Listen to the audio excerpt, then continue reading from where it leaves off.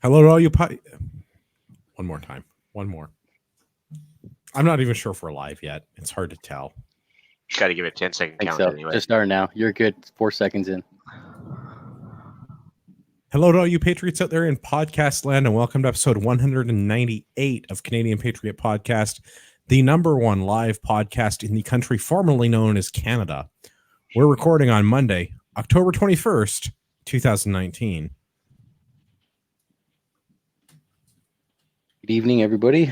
David, head of shooter, hunter, match director, Instagram hunk, and possible new owner to our personal watercraft, depending on how tonight goes. Fair enough. My name is Ian. I'm a sports shooter and hobby farmer on Vancouver Island. As always, my name is Andrew. I'm a recovering libertarian, competitive shooter, and a firearms instructor at Ragnarok Tactical. I'm Marty, hunter, sports shooter in rural southern Ontario, and loaner of personal watercraft to those that may need it after today. Excellent. And I am Gavin. I am waiting to see how dumb my fellow countrymen are. Spoiler alert, very dumb. So far. We'd love to hear your feedback about the show. Please visit CanadianPatriotPodcast.com/feedback or email us directly, feedback@CanadianPatriotPodcast.com. You can find the show on Stitcher, iTunes, YouTube, everywhere that fine podcasts are sold. You can check the podcast out on Facebook.com/Canadian Patriot Podcast and Instagram at Instagram.com/Canadian Patriot Podcast. We need your help. To support the show, visit patreon.com/CPP and become a Patreon. You can get a better quality version of the show for just $1 per episode. The more you pledge, the better the rewards are. Show you're not a communist. Buy a CPP t-shirt for just $19.99 plus shipping and theft. Visit CanadianPatriotPodcast.com, our homepage, and follow the link on the right. Also, you better vote right. Fuck you, Canada. That'll be an episode in like an hour and a half when we get that far, but okay. When we're really drunk. Yeah. Working on yes. Yeah. Yes. But anyone listening live that hasn't voted yet on, I guess, the West Coast, fucking Yeah, vote get your right. shit sorted out there, BC. Yeah. Well, hopefully they We put still down have the Doritos. 20 minutes for Quebec, Ontario, Manitoba, Saskatchewan, and Alberta. You get 20 minutes to get there. Man, I got 42 or 52 minutes to go for out here. They just got to put down the spliff and the Doritos and they'll be on their way. Well, Well, actually, those people should stay home. well, unless they're going to vote conservative. That would be a shock. All right, let's do What Are We Drinking? This is my favorite episode. It's where we talk about what we're drinking. We're going to go clockwise on my screen. We're going to start with Dave. Dave, what are you drinking? Tonight I'm drinking some Spritz Up and some Captain Morgan's. We've stepped it up a notch from my previous episodes because this fucking election is driving me to drink. I hear that. Ian, what are you drinking? Bacardi Oakheart, spiced rum. Yeah, straight from the bottle tonight, just like a pirate. I like where this Classy. is going. Marty, are you drinking rum? Unfortunately, I have the banquet of beers tonight. Well, Was a solid backup. I will approve the official beer. Gavin, what are you drinking? I am drinking a giant election-sized Jack and Coke. Lame, but also awesome. I mean, lame that it's American whiskey, but awesome that it's a giant. What is that, like a 64-ounce Yeti? Yeah. Where do you even buy that? It's beautiful because Yeti's when it came out as anti-gun, so that's a good way to stick it to the man as well. I'm drinking homebrew in the spirit of the place from where my family comes. It's Irish, and yes, we have little rifles, and we don't mind shooting people with them. Let's do the news. Let's. So we're going to catch up on last week's news because our diehard listeners will likely notice that we didn't have a panel last week. Unfortunately, we couldn't convene the death panel because we were busy doing other things. I was in Dallas. Well, OPSEC, maybe don't tell everybody where you were or what you were doing, but let's. Well, it's fine now. I mean, he's He not didn't there say anymore, grassy right? knoll. He didn't say book depository. It's all good. Wait, you did what with a book? Not suppository. I can't read. depository. Yeah, it's not the Liberals' fiscal plan. Right up the old prison wallet. Prison library, really. Yeah, it's the other wallet they've always got their hand in. All right. So the plan is we're going to do the news, then we're going to reconvene the death panel to talk about the election. So we'll do last week's news tonight because we're basically John Oliver at this point, but way funnier and much less British. And better looking. Well, I have at least as much hair as that man. All right, we're going to start with the National Post. Ontario Human Rights Tribunal orders Imperial Oil to pay $120,000 to a worker it didn't hire. What? Yeah, this case is a clear example of why this human rights tribunal should not exist. I also was not hired by them. Yes, I also did not receive a job $120,000? from Imperial Oil. I too would like my $120,000. Yeah. Says there's a backlog of over 4,500 applications who are thinking just like we are as well, apparently. Yeah. What a So joke. the argument goes that this individual who holds a university degree in some type of engineering has been awarded $120,000 by the Ontario Human Rights Tribunal because of a discrimination case during his application for employment in Imperial Oil, which sounds really bad. Let's talk Except about that what I- he did. Yeah, Well, there's and one that's little the- detail, yeah. Man, So this he one applied, trick will make and as- companies pissed. Click to find out more. So he applied for this job, and one of the questions on the application is, do you have, I guess, a legal status to work in this country, or are you able to work in this country? Do you have a SIN number? Of which he said yes. So they said, But okay. wait, there's They more. interviewed him. They gave him an offer, and as part of the offer process, when they were like, all right, please provide your proof that you are legal to work in this country, he went, oh yeah, built that. I lied. And they said, okay, we are now rescinding our offer because you lied on the application process and it is illegal for you to work in this country. Racist. That is the discrimination that they did against him, and now they had to pay him $120,000. It's also By very hard to following pay their someone without- legal duty to Plot not twist. hire somebody that can't legally work in the country, you've now been fined. I mean, isn't it like illegal as far as the CRA is concerned? If you don't have a SIN number, how are they supposed to do the taxes Well, properly? I mean, it's not about the SIN number. It's about whether or not they're eligible to work in this country. And It's a resounding no. the plot So twist is his- that the Ontario Human Rights Tribunal said that it doesn't matter if he's legally eligible to work here or not. It's discriminatory that you didn't hire him. Yeah, so basically is it that just- sets the precedent. You can lie about anything on your resume. And get money for it. That's the part that has me worried, is that it's not that you can discriminate against the person, because yes, lying on an offer of or lying during the interview process will lead to someone terminating your offer of employment. I don't think anybody sees a problem with that.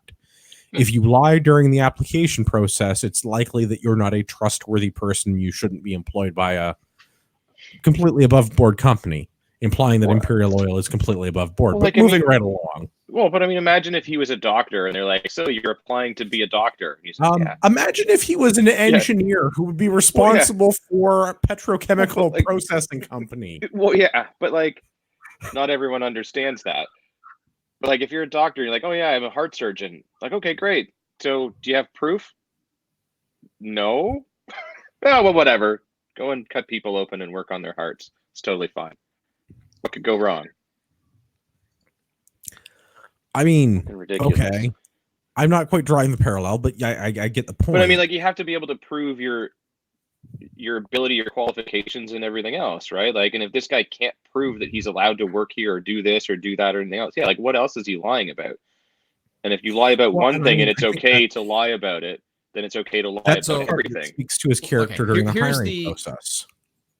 Here's the liberal logic on this, and then we can pull it apart. But the liberal logic on it is that he could be eligible for a work permit if he was given the offer, and so them asking ahead of time if you are eligible or not is for a practice, because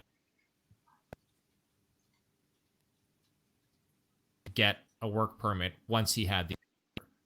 And there, because that's the discriminatory that's a discriminatory process, it is okay for you to lie against that question, because it's lying about a question to prevent discrimination. Discrimination. Yeah, I see your point. Also, your internet kept cutting out, or mine is really bad tonight, which is also a possibility at this It's point. cutting out for me too. But Son of a bitch.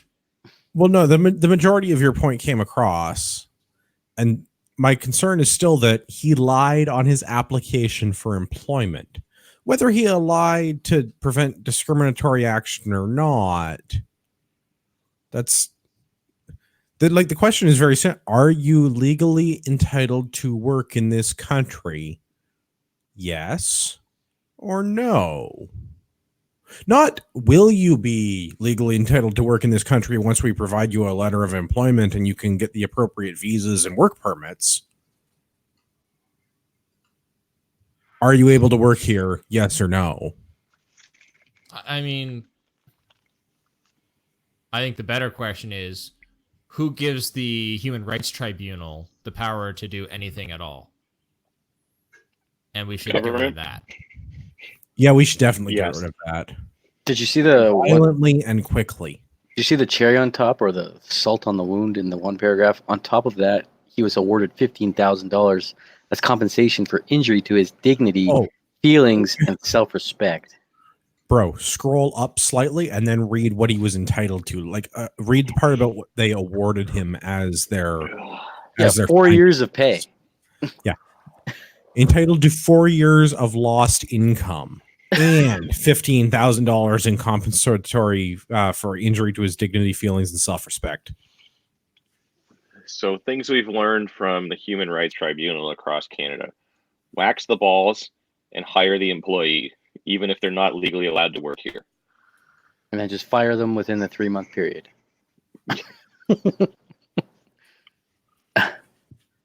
Ridiculous. That's not a thing. Well, I'll make it a thing. Hooray. Mm-hmm. All right, let's move on to another one. We've talked about this on the show before. There's follow-up news. Okotoks rancher files countersuit against trespasser who suffered gunshot wound. This is on Calgary CTV News. So everyone likely remembers this. Edard Maurice is a rancher in Okotoks who tried to shoot, fired a warning shot, McClatchy'd a trespasser. Yeah.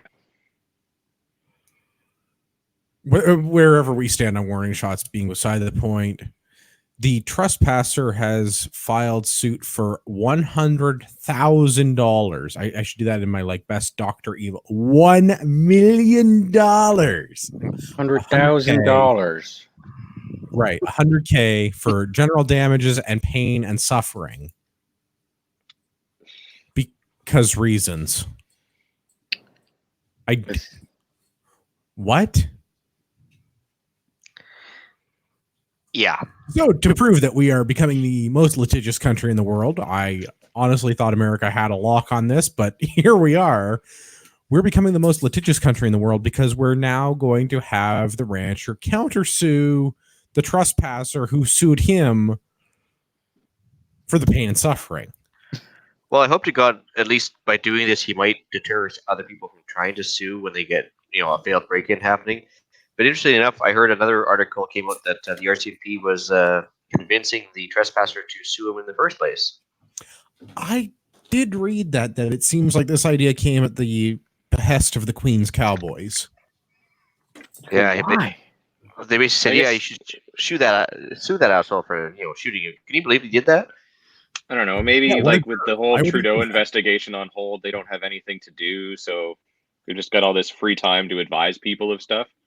They should probably go find the CH I that think they all that- lost. I think the big thing here is that they're trying to dissuade anybody from utilizing any form of self-defense. Yeah. They don't want people defending themselves. They want people to be victims. I mean, And so yes. they're encouraging these people to sue Edard and his wife in order to prevent and try to make it very obviously punitive against them to prevent other people from trying to do the same thing of defending themselves.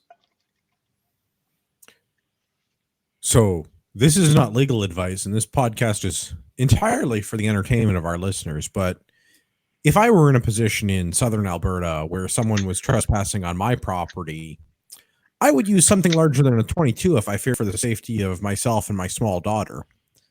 And I wouldn't fucking miss. Well, or you're Like an terrible excavator. and your warning shot actually hits them by mistake right between the eyes. Yes. Dead That's people also, don't talk. That's Did I say that also out an loud? entirely likely outcome. I feel bad for this dude. Like he was it seems to me that he was legitimately in fear for the safety of his small child. And he grabbed the smallest rifle he probably had. It's a 22, as opposed to probably grabbing the 30-06, most likely right beside it.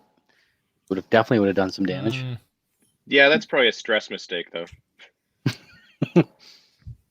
I'm guessing this is one of those people that they only have the 22 for doing a small game type of thing. Groundhogs. I don't think Very, anybody. very I possible. don't think anybody takes the 22 over anything else. That's just because you have personal views on a 22, Marty. You know you've got that sweet cooey. Yeah, I've got a line on another Kui if you're interested. We'll talk after. Excellent. There's plenty of show left. Yeah. So Right, sucks. so for anyways, let's just Marie. so Edard is he's seeking $150,000 to cover the punitive and aggravated damages his family suffered. He's hoping that this award would deter convicted criminals from launching lawsuits against their innocent victims. Which I think is exactly the right behavior to seek. I don't think that the Crown is going to side with Mr. Maurice, but No. this is the correct action. Criminals shouldn't be able to seek punitive damages against their victims when they lose. And again, shoot, shovel, and shut up. But hey, that's just my opinion, man. It's a terrible precedent to be setting. That is 100% for certain. You do not want to be setting this precedent. Because then it'll be open season for like the smallest things. Oh, it's open season, all right, on people that trespass. Well, that's what it should be. Let's talk a little bit about our current prime minister. I guess, maybe that's slightly unfair. Our current sitting government. I will make no apologies for this approach. This is from Global News. Federal government cuts reimbursements for military health care. Hospitals on the hook for millions. It's a slightly misleading title, but okay, sure, Global. Why not? Let's go with that. So the federal government has decided to roll back the funding that it provides to civilian hospitals to take care of military members. So as our listeners are likely unaware, because this is one of those small rider items on the Canada Health Act that people are not intimately familiar with, military members are not eligible for coverage under their provincial health plans. So in Ontario, OHIP, and in other provinces, your various provincial health plans do not cover your serving active duty military members. That's covered separately through a different federal government program. But in some cases, military members will seek services at civilian healthcare providers because that's where the services are available. Military bases tend to be put in places of limited population without massive medical facilities because they're military bases. They're big and loud and full of soldiers, and we don't want those running around downtown Toronto. I mean, some of us might prefer that, but the government doesn't currently set it up in a way where that's the option. So if you're a military member and you require specialized care that you can't seek through your base military your base medical service, such as a specialist or possibly a MRI or some other thing that the base medical center doesn't cover, they refer you to a civilian facility, usually some sort of large hospital in some sort of large urban center, because that's where specialists are because of population density. The federal government then reimburses the hospitals that provide those services, not dissimilar to how the province reimburses the hospital for the care that they provide through OHIP or your individual family doctor for that matter. You go to your family doctor, they bill OHIP in Ontario, and OHIP reimburses the doctor, and that's how they make their money because effectively GPs are small businesses. The government's decided to reduce the amount they're willing to pay for those services. And somehow hospitals are now going to be on the hook for millions of dollars for these services. Although how exactly that remains unclear.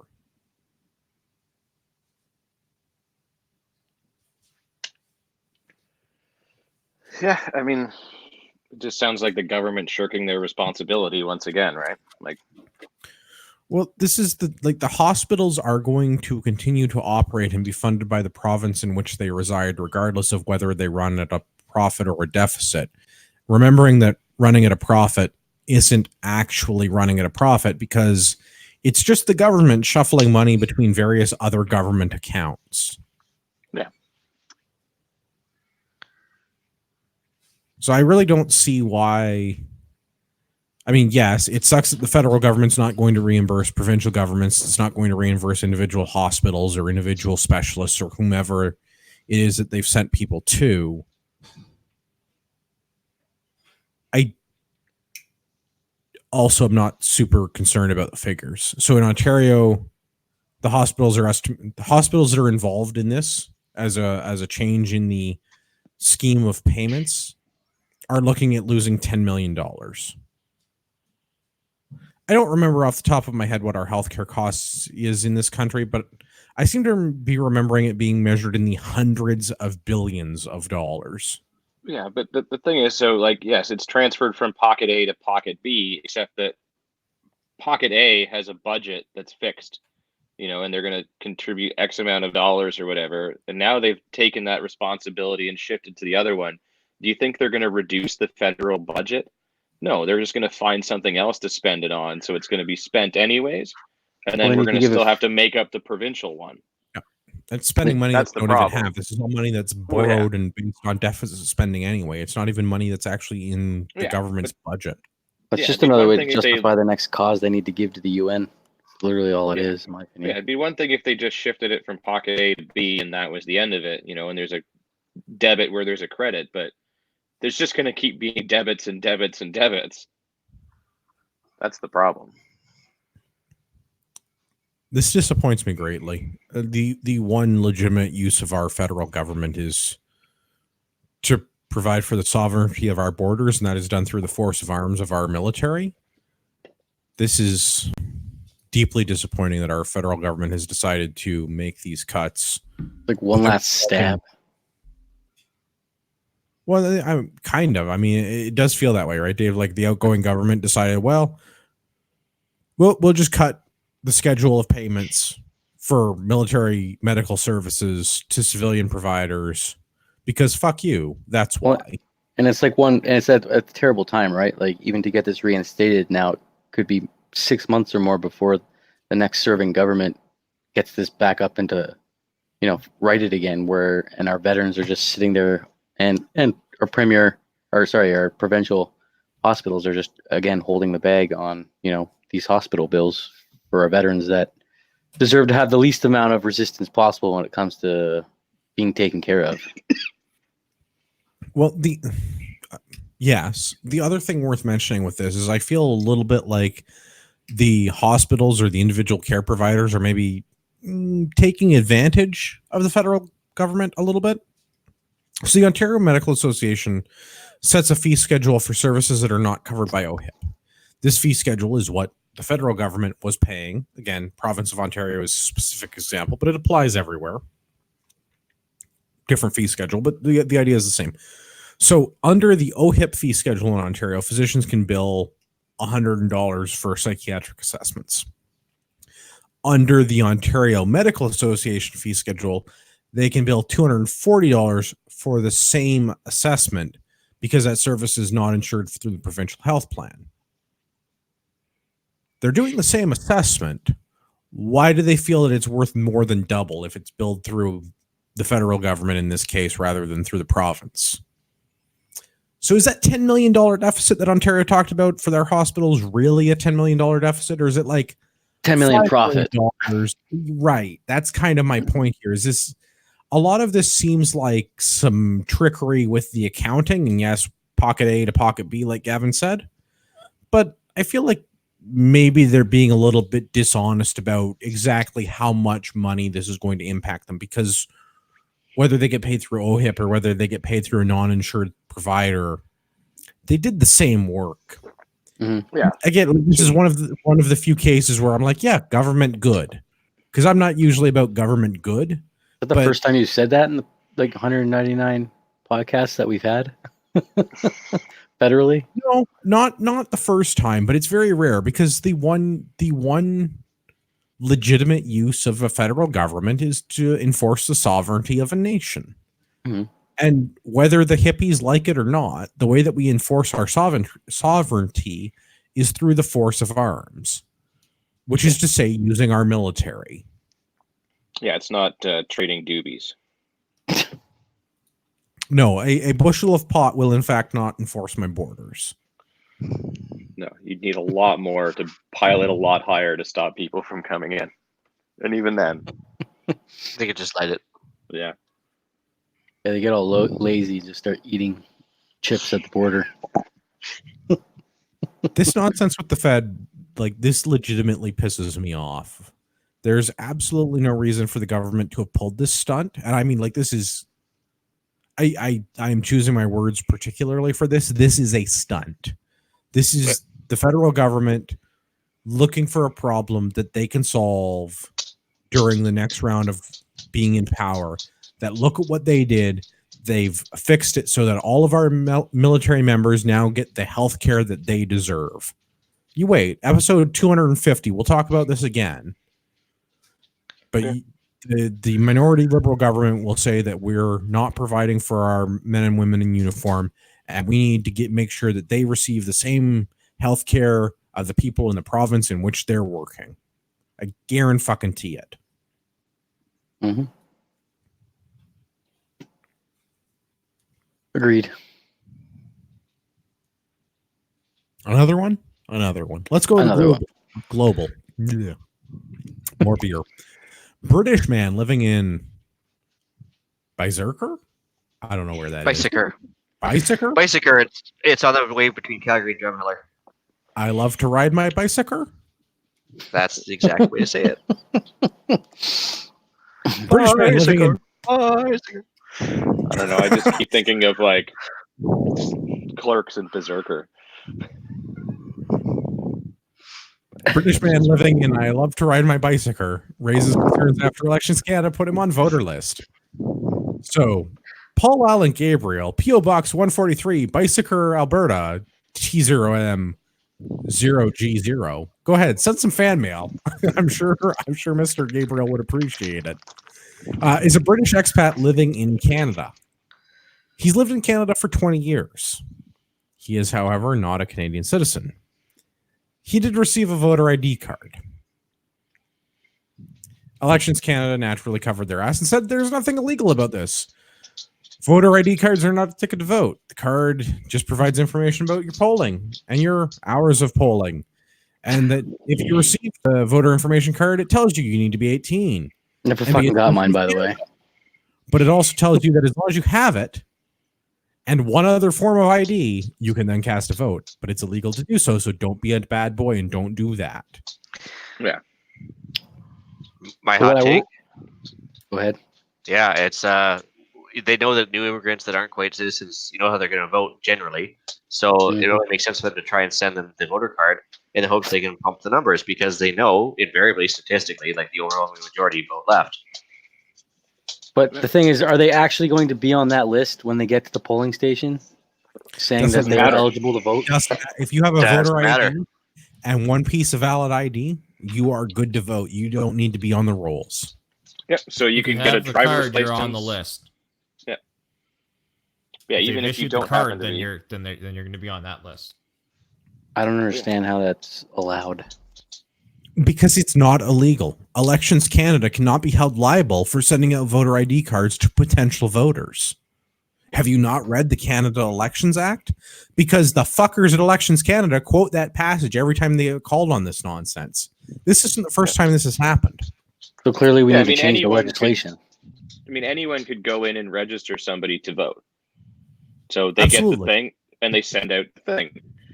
But it's up to you then to be able to prove that you're a citizen. But the problem is that you can do that by showing a driver's license or like that generic ID that is just an ID if you don't drive. Because So should I basically make up a bunch of people that currently live at my address so that I can get more voter ID cards?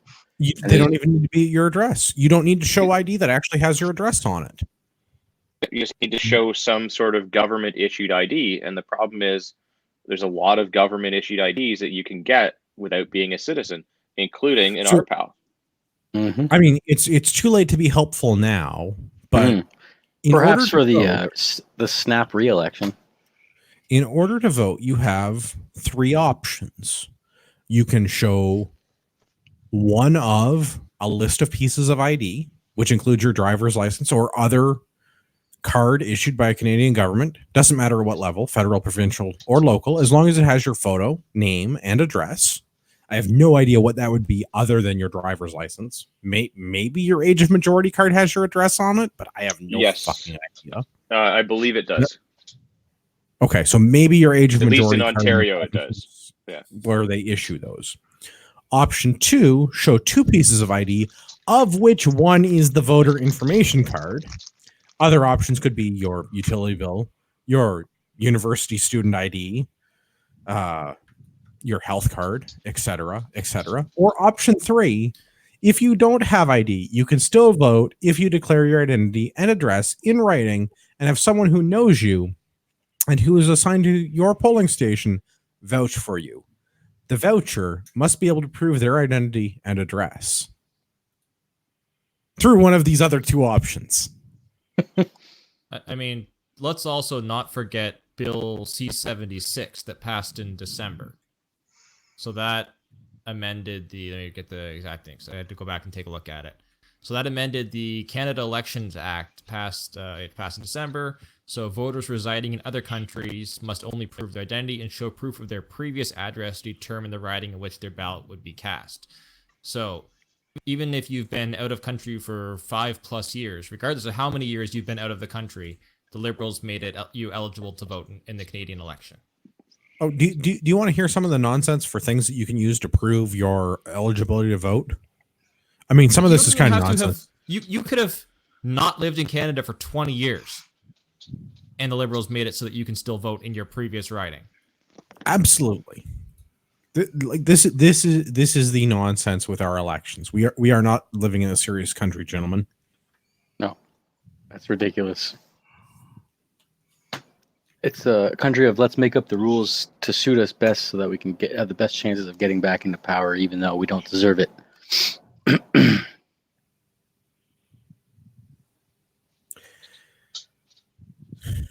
Yeah. No, I guess the other thing to mention with this is there is a potential fine of up to $20,000 or a term of imprisonment of up to 1 year or both for summary conviction if you're caught illegally voting. I'll just countersue for $120,000. Or go to the Human Rights Tribunal. Yeah, that's what I mean. Yeah, I mean, it's your human right to vote in this country. For not letting me vote. It's my right. Yeah. Well, and I mean, you sent me a voter card, so I just assumed. Yeah. You know. My favorite part of the entire story with this is that Elections Canada was just in complete ass covering mode where they're like, well, it's not illegal for us to send out these cards.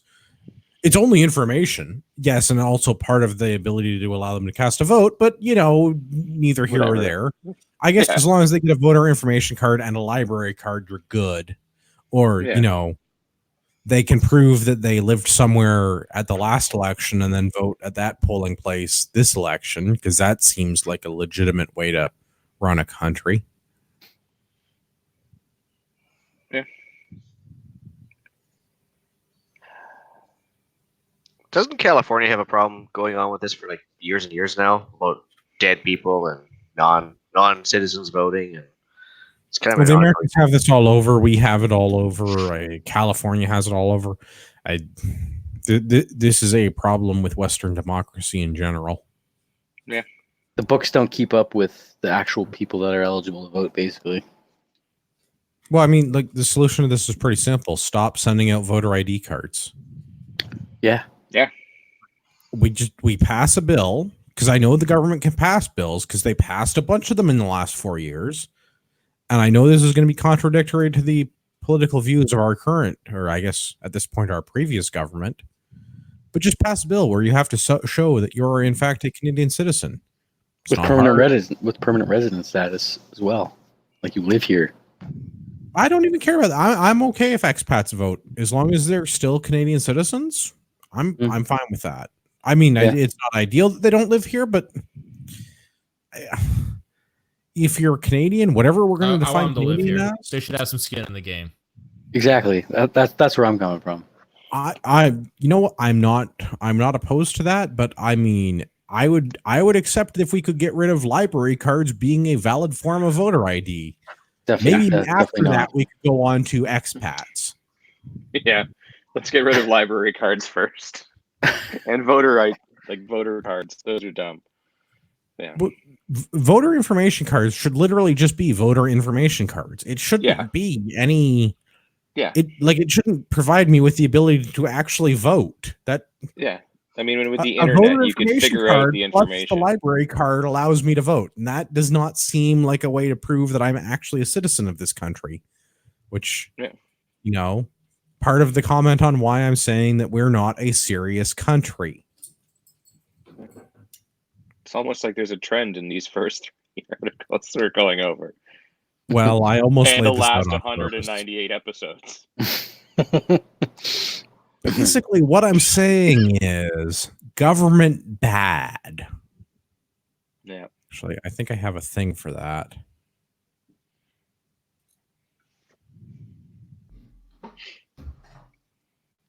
Government is inefficient and should be dissolved.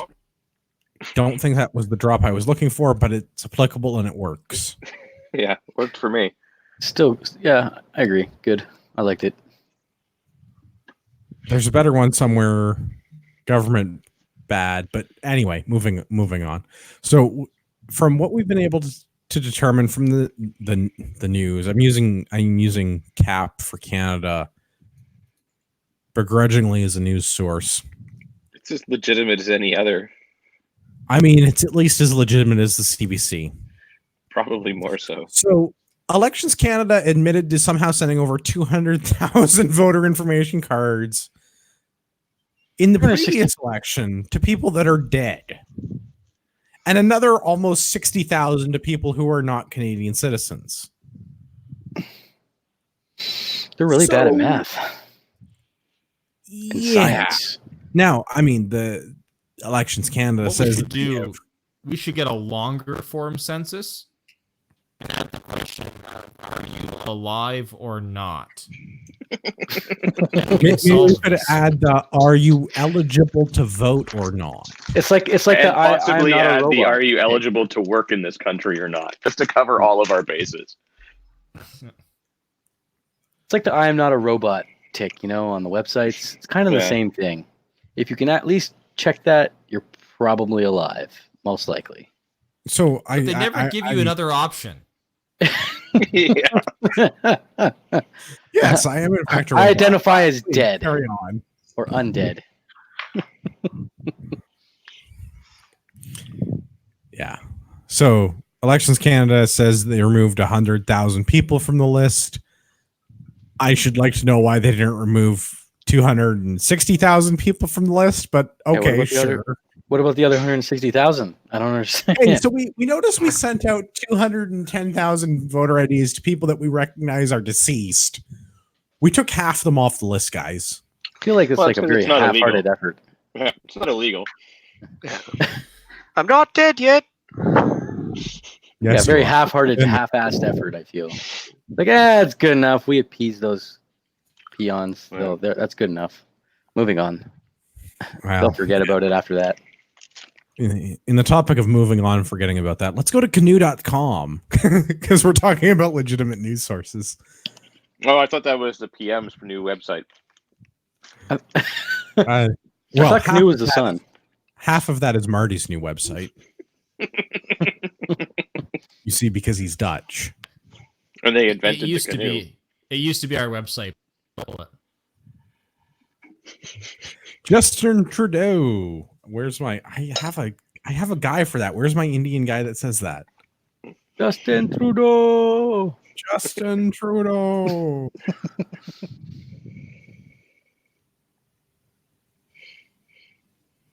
Seriously, I can't find that drop. It's such a good one too.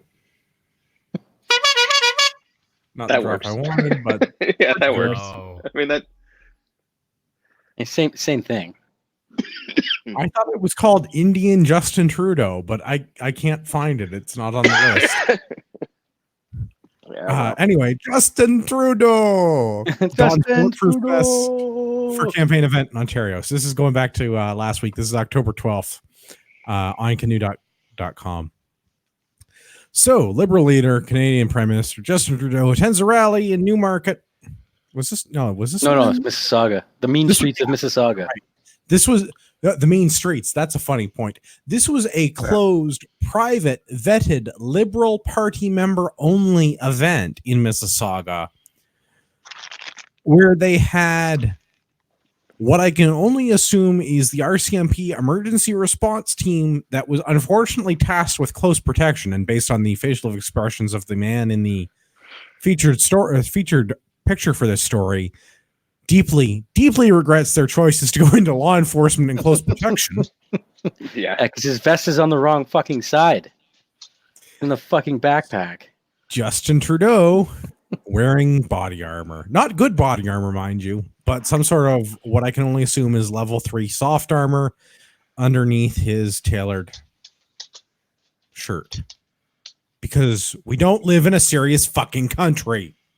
Well, no, I think it's because he realizes that the Liberals are the ones that are truly dangerous, and that's why he needed it to be surrounded by them.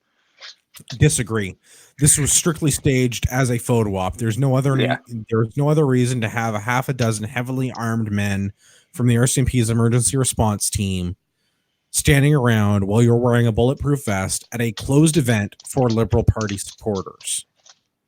The Liberals claimed some sort of a threat, which they would not discuss in detail, causing a 90-minute delay where various ministers had to filibuster waiting for this delay to pass before 2,000 party supporters were able to receive the Prime Minister and his 25-minute speech.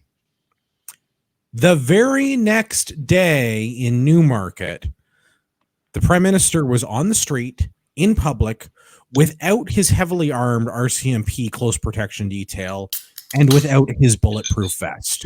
I don't know who cracked a beer, but I fucking feel you. That was me. This is the biggest dog and pony show. Although, shout out to the person in the procurement department for the RCMP emergency response team. The Grey Ghost gear apparition backpacks, nice touch. C8s fit beautifully. These men are all heavily armed for absolutely no reason. Yeah. I mean, I spent my weekend with a couple of guys that work close protection, and some of them for some government people here and there, and we had a good laugh at that because they're like, "Yeah, this is dumb." Also, none of them like Trudeau. Justin Trudeau! There Oh my it is. gosh, there he is. I stopped looking for him. He was delayed too. He must have had to go through some security checkpoints in order to show up to drop that.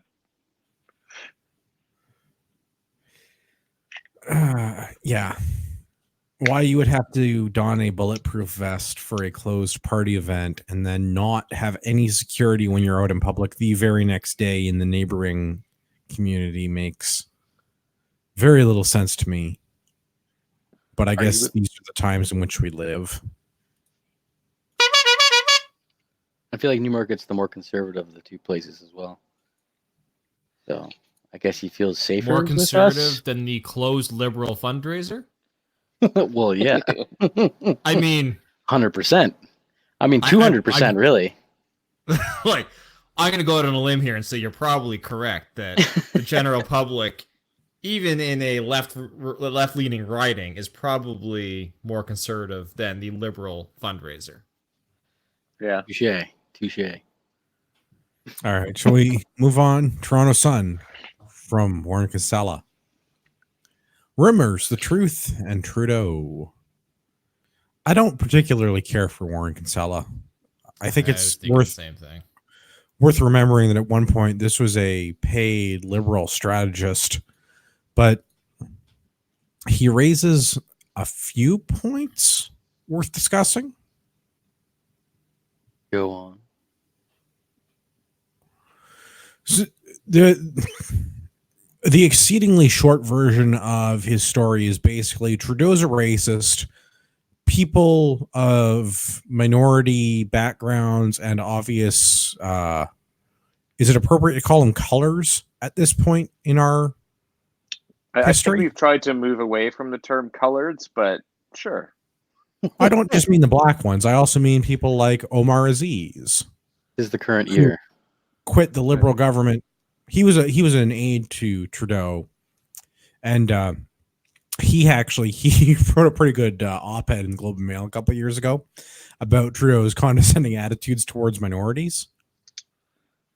Shocking. So it's almost as though the Liberal Party looks down on minorities and the colored folk.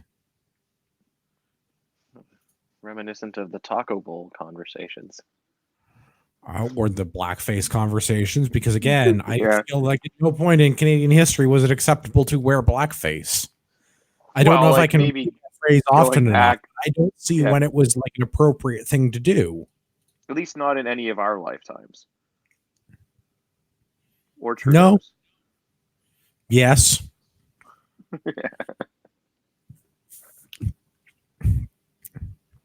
So I don't particularly like Kinsella.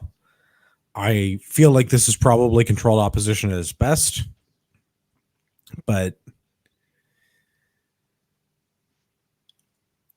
yeah, treating minority members of the caucus and other people in the party apparatus as less valuable than others because of their skin color. This is a very liberal thing. But also, don't be racist because that's bad, okay? Here's me in blackface. Also, it's Harper's fault.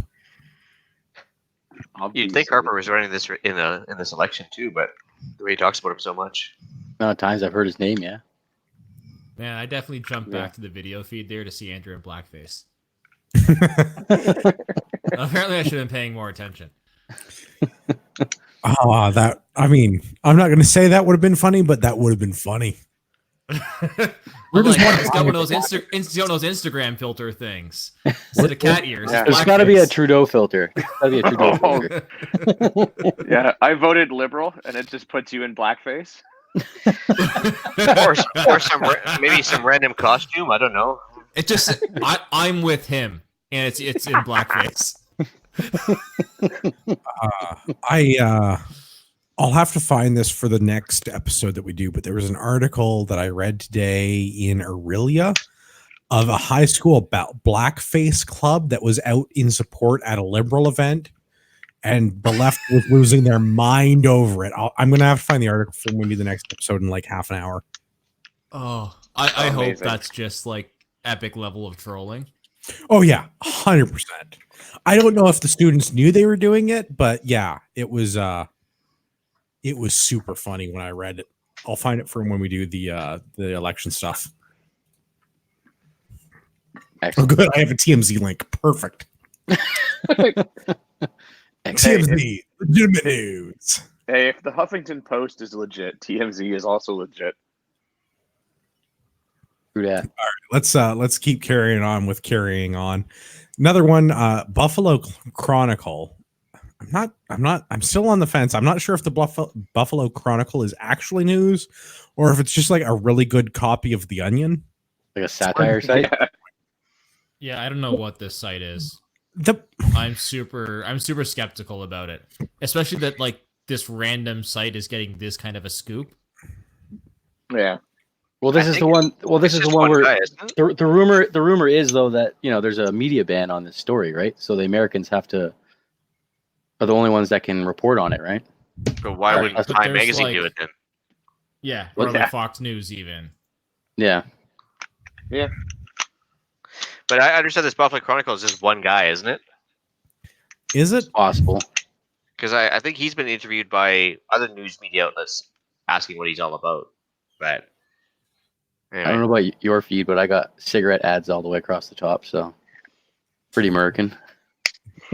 Yeah, I turn off all the advertising. Hmm. Because I have blockers. I have blockers, but some stuff still shows up apparently. Oh, you need to get better blockers. We could probably do an episode of that. Tune in Yeah. some week on Canadian Prepper Podcast when I explain to you in excruciating detail how to block all of the ads on the internet. And the need for VPNs. Yeah. Part 2. Yeah. Oh, yeah, 100%. It only looks like I'm in Honduras because I'm actually in Honduras. Yeah. Yeah. I did some fun OPSEC and PERSEC stuff this weekend with some pretty interesting dudes. Nice. Yeah, we should talk about that more. But Yeah. onward, the Buffalo Chronicle, which is not really the actual story, but we're going to use them as a source for reasons. Yeah. Trudeau accuser lands a 7-figure non-disclosure agreement to keep quiet about West Grey departure. So I don't think we know the actual details of Trudeau's departure from West Grey Academy, but there has been rumors, and in Canada there's a ban on talking about this in the media, which is convenient as we are strictly an entertainment podcast and not a serious news podcast.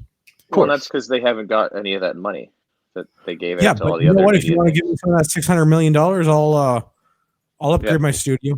I'll take some $600 million. I Yeah, could and we will use my gladly mic. not talk about this story anymore. I got my little Behringer mic that we could upgrade. Mm-hmm. I got Dave has way too much brightness on his monitors and his weird computer glasses that we could change. We got lots of things that we could spend $600 million on. Ian's got Yeah. Tupperware in the back of his studio. Yeah. This is a gaming setup most days. This is a shed all days. Oh, we can tell. Right, but we could get better sheds, you see. With $600 million, they could be bigger sheds. But I have very strong rope, as you can see right there. Of course. Naturally. Yeah. So we don't know what the details are. There's a non-disclosure agreement to the tune of $2.25 million to keep someone who might have been a minor at the time, definitely 17 or under, but possibly younger, from saying anything. Although I guess the father of the student has come out saying, well, he didn't sign an NDA and he's now been talking to American media outlets. Because he got CC'd accidentally with a copy of the NDA.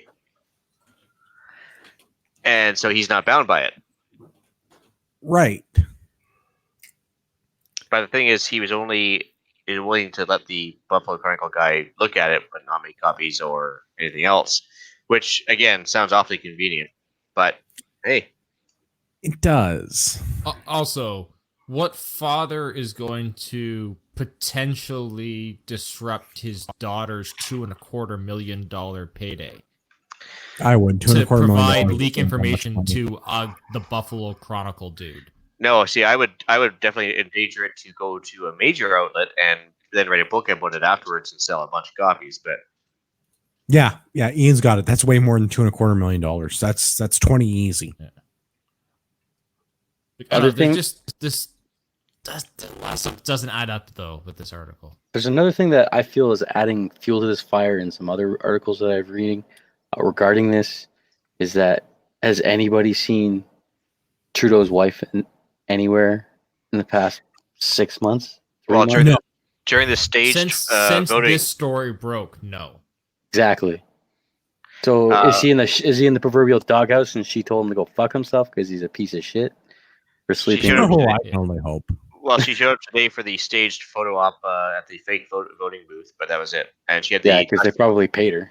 less than impressed face on her. Trust me, I recognize that look on a wife when they're less than impressed. I haven't seen the picture, but I'm sure I could tell as well. Yeah, it's like I know. So, yeah, just to like clarify, I don't for a second doubt that something like this could have happened.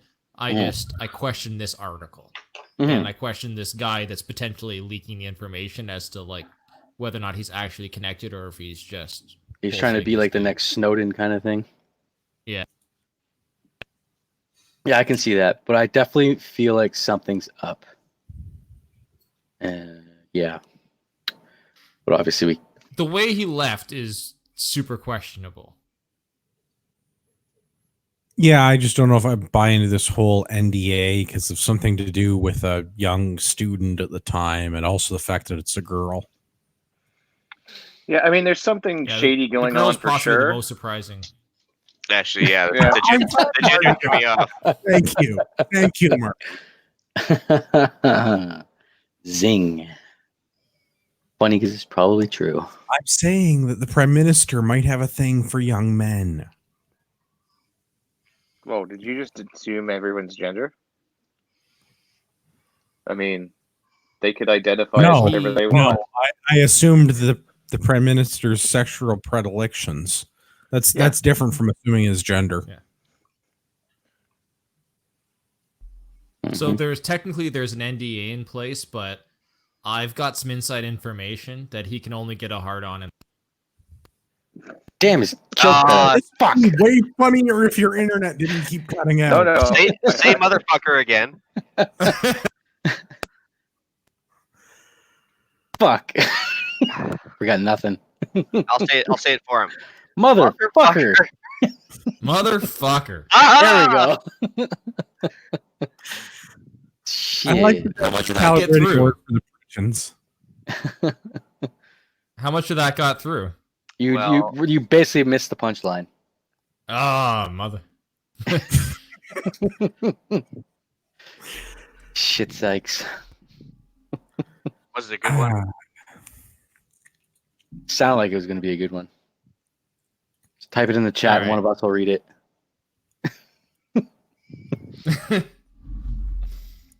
Okay, I'll try, and it's obviously not going to land now, but my comment was just that despite the NDA that's in place for inside information, we are aware of the fact that Trudeau can only get an erection in the presence of a rubber duck.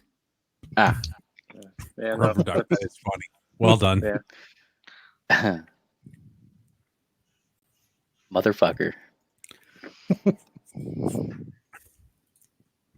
All right. I don't think there's anything else. I mean, we could probably talk more about the whole speculation on this, but like, there's an NDA. We don't know.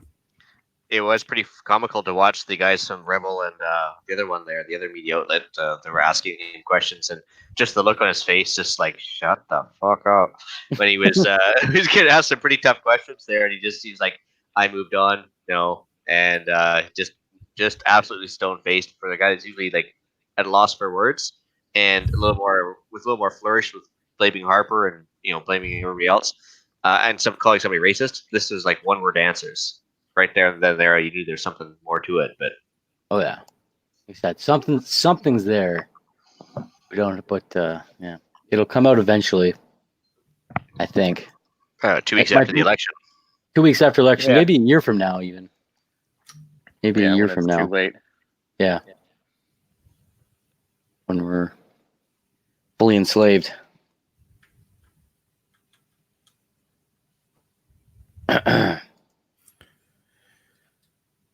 Shall we move on? Mm-hmm. All right. Rapid fire feedback. First one is an email from Dean. Great show! Exclamation point. From an old retired soldier, thank you for what you do. I think it, but I get to hear you guys say it. Every podcast makes my day. Dean. Dean, I hope that you enjoyed the shirt. I hope that you've received the shirt. And I can only take a guess, but pro Patria. And if that doesn't work, the PPCLI doesn't have a motto, so you're going to have to accept the Royals. We also have an email from Eric following up on PPC. We read an email from Eric on a previous episode. I think it was 196. It might have been 197. I listened to your new podcast where you responded to my last email, and I wanted to give you my thoughts on it. I guess my hope is I see the populist wave in the rest of the West, and I hope it happens federally. I guess our system is set up where left-leaning areas have large amounts of seats compared to the rest of the country. This makes it seem that there is a majority of leftists out there, and we tend to forget that there's a lot of right-wing people in Canada. Alberta seems to be more of a hope since their election districts are set up better than where the cities don't control the province. However, they don't have Alberta police, and that freaks me out since the Queen's Cowboys suck. I live in London North, so I'll vote PPC, but I'm also politically active and went to the Hamilton PPC event where Antifa was. One thing that stood out to me at the event was one man there that talked about the importance of breeding and that good men need to have a lot of kids to change the future. I'm a right-wing guy, but trying to figure out what I should do. I can always move to a more right-wing province like Alberta. I donate a percentage of my income to right-leaning media and to the PPC to support it. At the end of the day, should we be voting for separation? Just a few of my thoughts. Sorry if my mind's all over the place. Love the show. Thanks. It's a lot to unpack, Dean, but I'll do my best. No, that's Eric. You're Eric. Dean, enjoy the shirt. Pro Patria. Or whomever you served with. Eric. London North will be NDP. Sorry, bud. I mean, maybe I'm wrong, but I grew up in London. I strongly believe London North will be NDP or maybe Liberal. PPC is not going to win there. PPC is probably not going to win anywhere except maybe one riding in Quebec, and that's a pretty weak maybe, bud. Apparently, he's trailing pretty bad. Yeah, that doesn't surprise me. I don't see a problem. I fully support you supporting whomever you believe in with your dollars, whether that's right-leaning media, good luck finding that in Canada, or right-leaning politicians, good luck finding that in Canada. But I appreciate the conviction of standing behind what you believe in, and voting your conscience is not a bad thing. In a democracy, I mean, it is what it is. Tune in for the next episode where I'm probably going to get super drunk and wax on for about an hour while we wait for election results. I think that the Western separation is probably the thing that we're going to see, and we should have seen Western separation a while ago. I have made this statement previously on the show that we are a confederation of convenience, and I don't think that we're a serious country. My belief in this hasn't changed. We're a confederation of convenience, and we're not a serious country. Alberta separating is the best thing for Alberta and for all of Western Canada, for that matter, in my opinion. Alberta is very rich in natural resources. Alberta has lost billions and billions of dollars over the last any amount of time that you won't want to look at since we've started instituting transfer payments to keep people in Eastern Canada, and by Eastern Canada, I mean Ontario, Quebec, and the Maritimes, employed or on public assistance of some sort or another, whatever form of welfare or the dole or pokey that is. Without money from Alberta, Eastern Canada wouldn't have any because we keep transferring all of the wealth from Western Canada. It would be in Western Canada's best interest to separate and dissolve our confederation of convenience, in my opinion. And mine. Mm-hmm.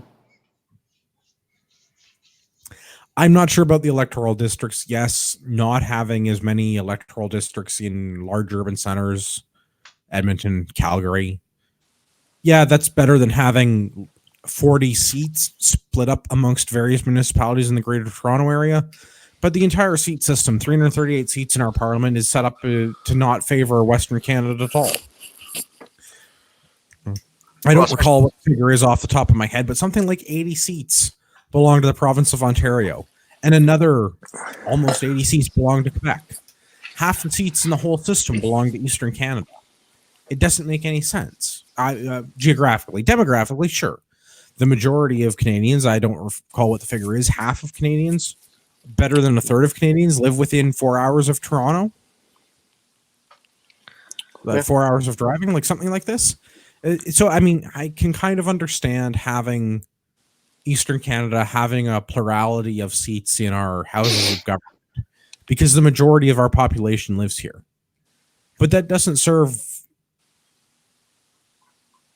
the goals of Western Canada. And we don't live in a serious country, and we probably shouldn't continue to steal the wealth of Alberta to subsidize the socialist progress, air quotes, of Eastern Canada and Ontario, the GTA specifically, Quebec, and the Maritime provinces. Well, So- Maybe we should have a system in place that incentivizes provinces to run a deficit. There's probably a lot of things that we should be doing. And again, I think tuning in 20 minutes when we get to that episode. or an actual, ratio of how many people per seat, not a disproportionately high amount to certain provinces for pandering purposes. Oh, it's completely for pandering purposes, but I think we should probably have a lengthy discussion on this while we wait for elections things to roll in. Does anybody have any comments for Eric aside from my drunken ramblings? Well, at the end of the day, yes. Depending on how tonight goes, I think we should be starting the process for preparation. If you're on Facebook, Mr. Michael Loberg is a guy to talk to. Mm-hmm. I would contend that regardless of how today's goes, that we should be in favor of Western separation. Yeah. We don't live in a serious country, and we should not be transferring the wealth of a reasonably small, relatively sparsely populated province to larger, more populous provinces that are either too lazy or too stupid to run their provinces in a fiscally responsible manner. Yeah. Mm-hmm. Honestly, like his response Office in Alberta, so this is essentially very accurate. We were, on his first one, we were a little bit critical in terms of, and that's mostly due to the nature of this upcoming election, or the election that is tonight, in that, it is a very crucial election in that we need. We need every vote. We either get a conservative in and delay the collapse, or we accelerate the collapse by having somebody else get in. And most people are leaning towards if we can avoid or delay it, then that's usually nobody wants the collapse to happen today. Even though we might joke about it, I mean, it's just not so like. Strategy of voting PPC regardless, and so we were made the comments of like, look at your ridings, if it's a possibility to get conservative in, and at least we have a chance of a future, and so I think, and he made a lot of good points here about what to do for the future, and I think Andrew's comments about prepare, Ian's comments of prepare, that's exactly what you should be doing. And I'd say not even so much prepare, but individual responsibility. Yep. Individual responsibility. No one's coming to save you. You are. Yeah. This is up to you individually, listener. I hate to break it to you. And I think, no one is coming to save you. Least of all the government. Yeah. And I think if you start paying attention to individual responsibilities, making sure that you are responsible for yourself, your protection, to provide for your family, you'll end up down the prepper path. Yep.